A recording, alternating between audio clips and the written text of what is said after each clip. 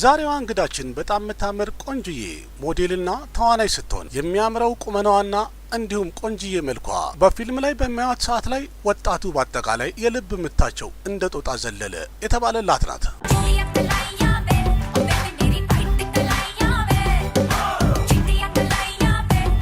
በቁንጅና በርግጥ በሌላ አገር ሚስ ዩኒቨርስ ተብላ የተሸለመች ብትሆንም ግን እድሏ ወደ ህንድ ይዟት ከመጣ በኋላ የቦሊውዷ ቶፕ አክትረስ እስከ መባል ድረስ ደረሰች።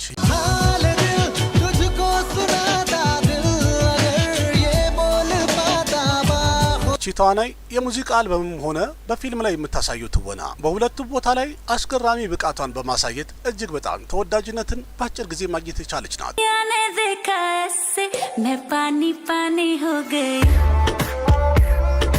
በሚያምረው መልኳ በአስገራሚ ቁመናዋ ሁሉም እየተደነቀባት እያለ የዛው ሀገር አንድ ልዑል በፍቅሯ ወድቆላታል። ከሱም ሌላ በሲኔማው ዓለም ላይ ያሉ ትልልቅ የሚባሉ አክተሮች በአጠቃላይ ወድቀዋል በፍቅሯ ማለት ይቻላል።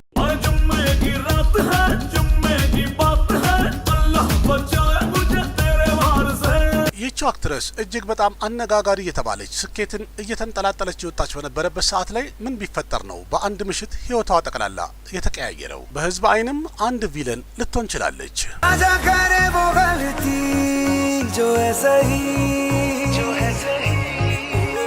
በምን አይነት ሁኔታስ ነው እስር ቤት የተቀመጠ አንድ ወንጀለኛ እሷን በማፍቀሩ የተነሳ ለእሷ ሲል በሚሊዮን የሚቆጠር ገንዘብ አዘነበላት የተባለች አክትረስ ሆነች።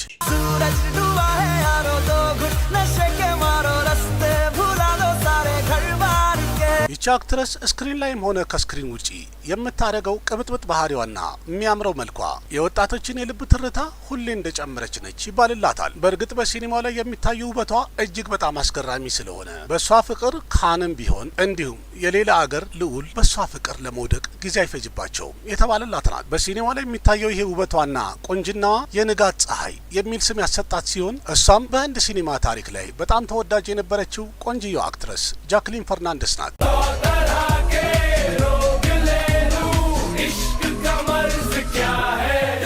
ስለ ጃክሊን ፈርናንደስ የግል ህይወቷ ወይም ሌላ ታሪኮችን ያልተሰሙ ነገሮችን እየተጫወትን ከመሄዳችን በፊት እንደተለመደው መለስ ብለን ከጅምሩ እድገቷን፣ ትምህርቷንና የፊልም ጉዞዋን እንዴት እንደጀመረች ለማየት እንሞክራለን።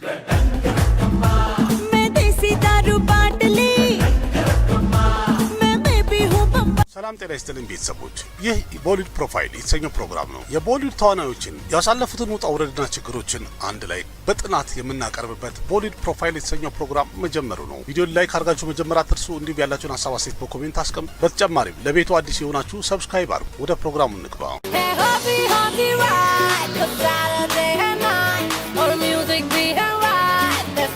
በ1980ዎች ሽሪላንካ የሚባለው ሀገር ላይ በተፈጠረ ሲክና ታሚል እርስ በርስ ባስነሱት ትልቅ ግርግርና ጸብና ጦርነት የሽሪላንካ ነዋሪዎች እጅግ በጣም መኖር ከብዷቸው በጣም የተጨነቁበት ጊዜ ነበረ።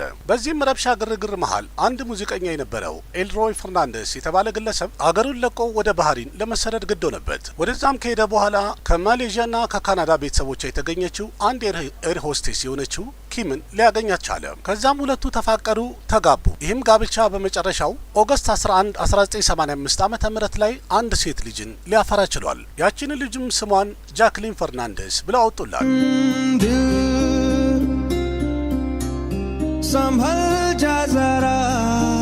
ጃክሊን በእርግጥ የቤተሰቡ ትንሿ ልጅ ስትሆን ሁለት ወንድሞችና አንድ እህትም አላት። ጃክሊን እድሜዋ ለትምህርት እንደደረሰም እዛው ባህሪን የሚባለው ሀገር ውስጥ ስካርት ሃርት የሚባል ትምህርት ቤት ገብታ የመማር እድል አገኘች። በመቀጠልም ከፍተኛ ትምህርቷን ለመከታተል ወደ አውስትራሊያ ጉዞዋን አድርጋለች። አውስትራሊያ ውስጥም ከሄደች በኋላ ዩኒቨርሲቲ ኦፍ ሲድኒ የተባለ ዩኒቨርሲቲ በመግባት በማስ ኮሚኒኬሽን ዲግሪዋን ይዛለች።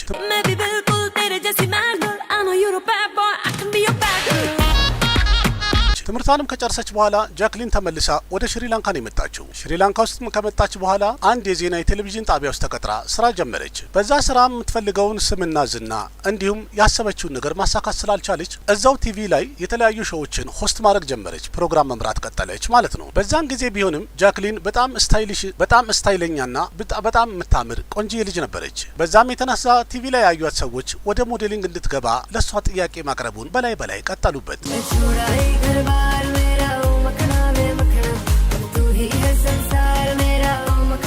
ከዛም ሁሉ ነገሯን ትውት አድርጋ ወደ ፋሽን ሞዴሊንግ ፊቷን አዞረች። ወደ ሞዴሊንጉ ከገባች በኋላ በጣም ብዙ ነገሮች እየተሰካኩላት ወይም እያማረ ስለሄደላት ሽሪላንካን ወክላ በ2006 ዓመተ ምህረት ሚስ ዩኒቨርስ ተወዳደረች። በመጨረሻም ጃክሊን የውድድሩ አሸናፊ በመሆን ሚስ ዩኒቨርስ ሽሪላንካ በመባል ዘውድ ጫነች። እንዲሁም በዛ ዓመት ሽሪላንካን ወክላ ወርልድ ኢቨንት ላይ የተለያዩ ዓለም አቀፍ ፕሮግራሞች ላይ ፕሮግራሞችን አቅርባለች። ከዛ በመቀጠልም የተወዳደረችባቸው የተለያዩ ውድድሮች ላይ ያሰበችውን ያህል እንደ መጀመሪያው አታሸንፍም። ግን በመጀመሪያ ስኬቷ በመላው ዓለም ላይ በጣም ዝነኛ ለመሆን ጊዜ አልፈጀባትም። ወዲያው ታዋቂ ነው የሆነችው።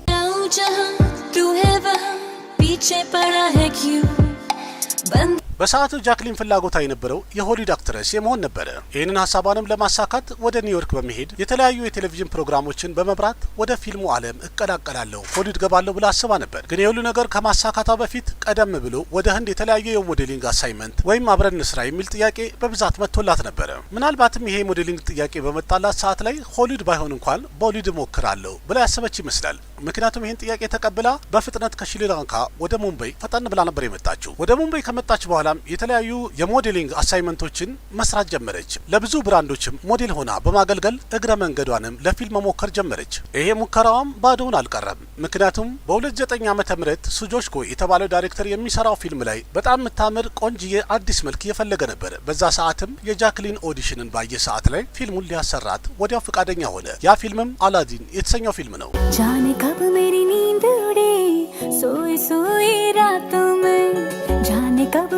በፊልሙ ላይ መሪ ተዋናይ የነበረው ሪቴሽ ደሽሙክ ነው። እንዲሁም ሰፖርቲንግ ሮል አሚታብ በቸን፣ ሰንጀይ ደተም የነበሩበት ቆንጆ ፊልም ነበር። ፊልሙ በእርግጥ ቦክስ ኦፊስ ላይ ይህን ያህል ለየት ያለ ነገር ባያገኝም በጣም የተወደደ ብዙ ገቢ ያስገባ ፊልም ነው ባይባልም ጃክሊን ግን እጅግ በጣም ተጠቀመችበት የተባለ ፊልም ሆነ።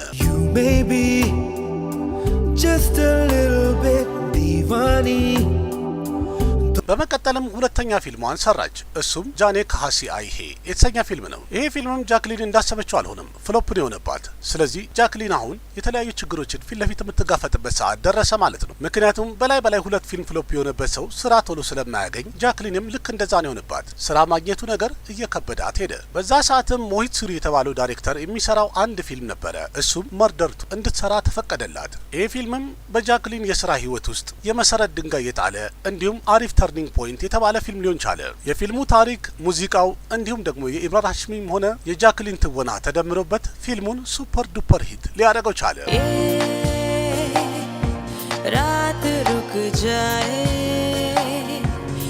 ከዚህ ፊልም በኋላማ የጃክሊን ፈርናንደስ ሙሉ እድሏ ተቀየረ። በመቀጠልም ሃውስፉል 2፣ ሃውስፉል 3፣ ሬስ 2፣ ሬስ 3፣ ኪክ፣ ሮይ፣ ጁድዋ ቁጥር 2 እና ባጊቱ የመሰሉ እጅግ በጣም ስኬታማ የሆኑ ፊልሞችን በላይ ደረደረች። በእርግጥ ከነዚህ ፊልሞች መሀል ጥቂቶቹ ፍሉፕ የሆኑ ቢሆንም የጃክሊን ተፈላጊነት ግን ሊያቆም አልቻለም። ምክንያቱም ፊልሙ ስኬታማ ሆነ ወደቀ፣ የጃክሊን ውበቷም ሆነ የትወና ብቃቷ እጅግ በጣም ተፈላጊነቱ እየጨመረ ሄደ።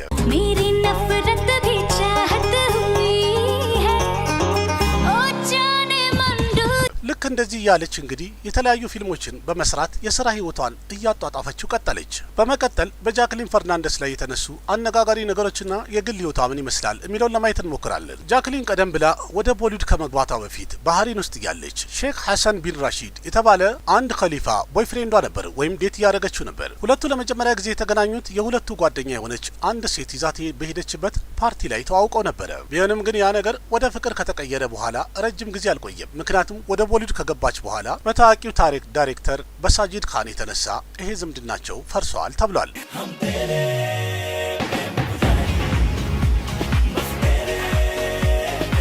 ጃክሊን ፈርናንደስ ወደ ቦሊውድ ከገባች በኋላ አሪፍ አክትረስ ሆና ለመቀጠል ብዙ ጥረት እያደረገች ነበረ። ሳጂድም በሚችለው ሁሉ ጃክሊንን ረድቷታል። ይህን ነገርም ወይም ውለታውን ስታይ ደግሞ ከራሷ 15 ዓመት የሚበልጣት አንድ የፊልም ዳይሬክተርና ፕሮዲውሰርን ለማፍቀር ግድ ሆነባት የተባለ ሆነ። በሰዓቱ ሚዲያ ላይ የወጡትን ሪፖርቶች እኒህ ከተባለ ጃክሊን በተከታታይ ሃውስፉል 1ና 2፣ 3ን ልትሰራ የቻለችው በሳጂድ ካን ምክንያት ስላገኘች ነው ተብሏል። የሁለቱ ፍቅር ከማንም የተደበቀ አልነበረም። ሁሉም ሰው የሚያውቀው ነገር ሆኖ ነበረ። እንዲያውም ለፊልም ቀረጻ በምትመጣ ሰዓት ላይ የሳጂድን ፊልም በምትሰራ ሰዓት ማለት ነው፣ ቀረጻ ቦታ ላይ ያሉ ሰዎች በአጠቃላይ ባቢ ይሏት ነበር። የወንድሜ ሚስት ማለት ነው። इसको हम तो रहे समझाते मैंने देखा तुझे ጃክሊን ደግሞ ይሄ ሁሉ የምታየው ነገር ምንም ደስ አላላትም። ሳጂድ ደግሞ ለሷ መጨነቁን ቀን በቀን እየጨመረበት እየሄደ ነበረ። ነገሮች የተደራረቡ ሲሄዱ ጃክሊን ነገሩ እያስጨነቃት ሄደ። ምክንያቱም ሳጂድ በፊልም ላይ የምትለብሰውን ልብስ ሆነ ከማን ጋር እንዴት ሆና እንደምትተውን ራሱ ይመርጥላት ስለነበረ ነገሩ ወደ መተናነቅ ደረሰ ማለት ነው። እንዲያውም በሰዓቱ እንደተባለው ከሆነ ሳጂድ ጃክሊንን ማግባት ይፈልግ ነበረ። ግን ይሄን ፍላጎቱ እንደማይሆን ጃክሊን አረጋግጣለታለች ተብሏል። ምክንያቱም ደግሞ ያላሰበችውና ያልፈለገችው ነገር ስለሆነ የነበራትን ግንኙነት አጠቃላይ ጨርሳ ተለይታው ልትሄድ ትችላለች።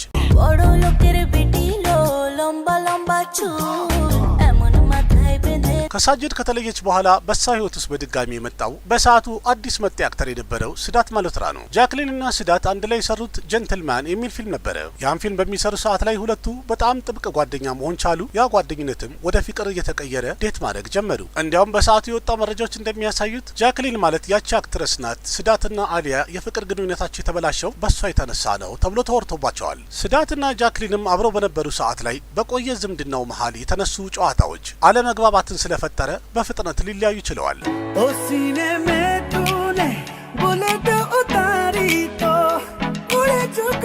ከዛም በመቀጠል ደግሞ በሷ ህይወት ውስጥ የመጣው ወይም አብራት የተጠራው ደበን ካን ሰልማን ካን ነበረ።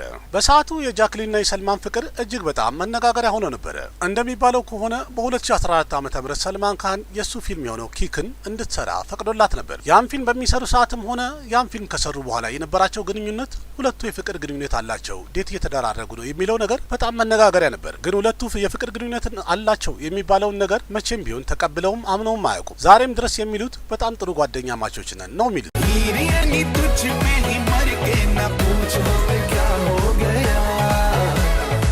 ከዛም በመቀጠል በጣም ታዋቂውና ዝነኛው አክተር የሆነው ረንቢር ከፑር ጠይቋት ነበር እሷንም። እንዲያውም በሰዓቱ ሁለቱም አብረው አንድ ፊልም ሰርተው ነበረ። በሰዓቱ የወጡ መረጃዎች እንዲህ ከተባለ ከካትሪና ከይፍ ከተለያየ በኋላ ረንቢር ከፑር ጃክሊን ፈርናንደስን ጓደኛው ለማድረግ በጣም ጥረት አድርጓል። ብዙም ተጣጥሯል፣ ብዙ ሜሴጅም ልኮላታል። እንደዛም ሆኖ ግን ጃክሊን መቼም ቢሆን ለረንቢር እሺ አላለችውም ወይም ዴት አላረጉ።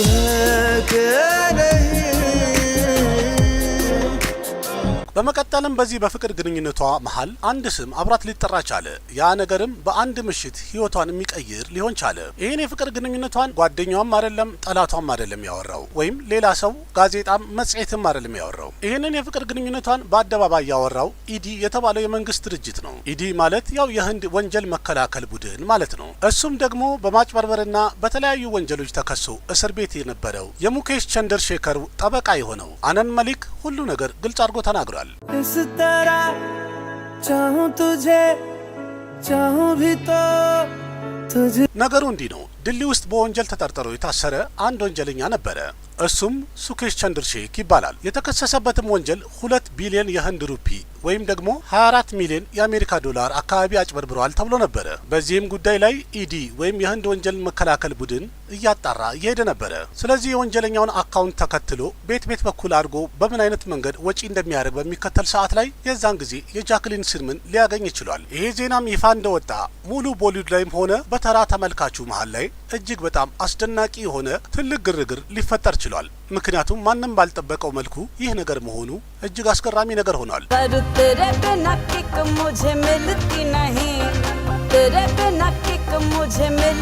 ስለዚህ የኬዙ ሁሉ ነገር የማጣራት ኃላፊነት በኢዲ እጅ ውስጥ ነበረ። ሱኬሽም 2 ቢሊዮን የህንድ ሩፒ በማጭበርበር ወንጀል እንዲያጣራ ለኢዲ ስለተሰጠው ኢዲም እንዳለው ሱኬሽ አንድ ወንጀለኛ ነው፣ ገንዘቡን ያገኘው በተሳሳተ መንገድ ነው ብሏል። ይሄ ነገርም እንኳን እየታወቀ ጃክሊን በዛ ብር የተገዛ ስጦታዎችን ተቀብላለች፣ አብራውም ፈታ ዘና ስትል ነበረ ብሏል። ኢዲ እንዳረጋገጠው ከሆነ ጃክሊን በሚሊዮን የሚቆጠሩ ስጦታዎችን ተቀብላለች ከሱ ያለ ሲሆን ከነዛ መሀልም የዳይመንድ ጌጣጌጦች፣ 4 ደግሞ እጅግ በጣም የተቀናጡ የውጭ ዝርያ ያላቸው ድመቶችን፣ ከዛ በተጨማሪም እጅግ በጣም ብዙ ብር የሚያወጣ አንድ ትልቅ ፈረስም በስጦታ ሰጥቷታል ተብሏል። ከዛም የበለጠ አስገራሚ ነገር ሱኬሽ የሁሉ ነገር የሚያደርገው እስር ቤት ሆኖ ነው። በተለያየ በሕክምና መንገድ እያደረገ እሱ ከእስር ቤት በሚወጣ ሰዓት ላይ በግል ጀት ጃክሊንን ከሙምባይ የምትፈልግበት ቦታ ድረስ ላጥ አድርጎ እንዲያመጣ ያደርግ ነበረ።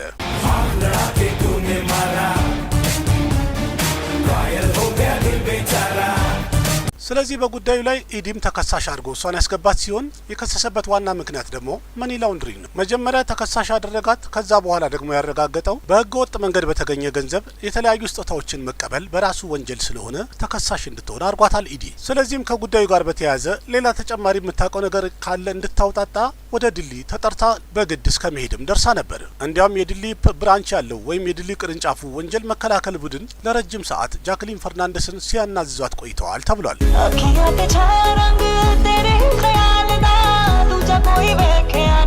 ይህ ክስተት ከተሰማ በኋላ ጃክሊን ፈርናንደስ ማንነቷ፣ ስብዕናዋ በመላው አገር ላይ መነጋገሪያ ሆኗል። እንዲያውም እጅግ በጣም ተዋርዳበታለች የተባለ ክስተት ነው። የሚገርመው ነገር ጉዳዩ አሁንም ድረስ እልባት ስላላገኘ በየቀኑ ወይም በተፈለገችበት ሰዓት ላይ ኢዲ ጠራታል። ወደ ቢሮ ሄዳ ጥያቄና መልስ ይደረግላታል። ሱኬሽና ጃክሊን ጓደኝነታቸው ከ2017 ጀምሮ እንደጀመረ ወይም ከ2017 የጀመረ ጓደኝነት እንዳላቸው ኢዲ በቂ መረጃ ያለው ሲሆን ከዛ በተጨማሪም ሁለቱ አንድ ላይ ሆነው በግል የተለያየ ነገር ሲያደርጉ ፎቶም ሆነ ቪዲዮ የሚያሳይ መረጃ አለው። ስክሪን ላይ እንደምታዩት ነው። ይህ ሁሉ ፎቶና ቪዲዮ በደንብ የሚያሳየው በሁለቱ መሀል ጥብቅ የሆነ ጓደኝነት ወይም የፍቅር ግንኙነት እንዳለ ነው። ግን ጃክሊን አሁንም ለፖሊስ የምትለው እኔን አታሎኛል፣ ማንነቱን ሳላቅ ነው ያደረግኩት እያለች የተከራከረች ነው። እንዲያውም መጨረሻ ላይ የሰጠችውን ቃልኒ ከተባለ የሱኬሽን ማንነት ከእናንተ ነው ያወቅኩት እንጂ እሱም አለኔ ነገረኝ የተለየ ነገር ነው ብላለች። ምን ትላላችሁ እናንተ? ጃክሊን እውነትም ንጹህ ናት ወይስ ሁሉም ነገር እያወቀች የገባችበት ይመስላችኋል? ነው ወይስ ገንዘብ ሸውዷት ይሆን እንደዚህ አይነት ህይወት ውስጥ የገባችው? በመጨረሻም ውርደት ሊሆን የቻለው? እስቲ አስተያየታችሁን ኮሜንት ላይ ጻፉልኝ።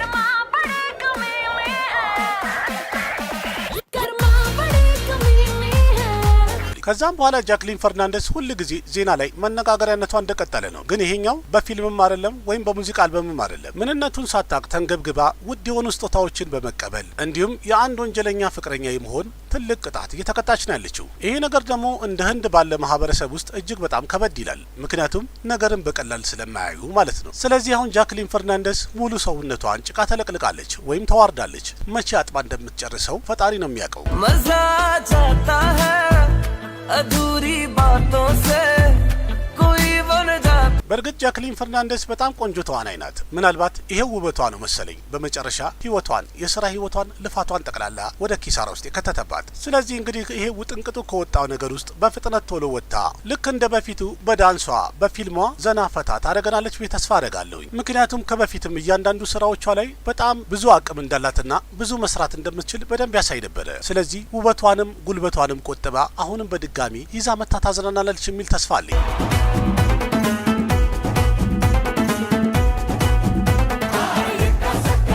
እኔም በጃክሊን ፈርናንደስ ላይ ያዘጋጀሁትን ቪዲዮ ሳጠናቅቅ ሁሉ ነገር ቅልል ብሎላት ልክ እንደ በፊቱ ወደ ስራዋ ተመልሳ ጥራ ግራ በልፋቷ እንድትበላ የዘወትር ምኞቴ ነው። ምን ትላላችሁ እናንተ? የዛሬን ቪዲዮ እንዴት አገኛችሁት? ቪዲዮን ላይክ ማድረግ አትርሱ። ያላችሁን ሀሳብ አስተያየት በኮሜንት ግለጹ። ከዛ በተጨማሪም ለጓደኞቻችሁ ሼር አድርጉ። የቻናሉን ተካፋዮች ቁጥር በዛ እናድርገው። ስለ ጃክሊን እንግዲህ አንስቼ በማወራ ሰዓት ላይ የረሳሁት የዘለልኩት ያለፈኝ ነገር ካለ እናንተ የምታውቁት በኮሜንት እንድጨምሩልኝ ጋብዛችኋለሁ። እኔ አቅራቢያችሁ ቃሲም መካ ነበርኩኝ። በሌላ ቪዲዮ በድጋሚ እስከምንገናኝ ደህና ሁኑ። बाय बाय।